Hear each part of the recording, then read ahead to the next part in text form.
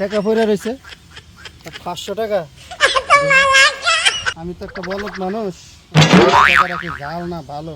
দেখি দোস্তর কাছে যাই, দোস্ত কি কয় দেখি নিয়ে যাই।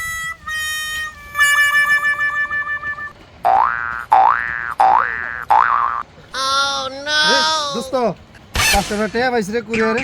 দেখতো আমি তো বলদ চলদ মানুষ, টাকাটা চিনতে পারতাম না। দেখতো এটা জাল নাকি ভালো। আসলে এটা জাল না ভালো দেয় মজিবর তো কাম দেয় না রে, মানে এটা জালই। আসলে বোধহয় টাকাটা বোধহয় জাল, এটা চশমাটা বোধহয় ভাঙে না। আর তো কামতে আছে না, কোনো শব্দও নাই, এটা জালই ঠিয়া। কই পাইছো তো এটা? ওই যে ওদিকে কুরিয়ারে পাইছিলাম। ধরো বেটা, এটা জাল ঠাই দেখি আমি। এটা তুই নিয়ে কি করবি? এটা তো জাল ঠাই। আর তো এটা ভালো, আমি তোরে 5টা টাকা দিই, তুই কিছু কিনা খাইস। হ্যালো দাদা, কিছু কিনা খাইস। আর এটা নিয়ে কি করবি? আচ্ছা ঠিক আছে, তাই আর কি। আচ্ছা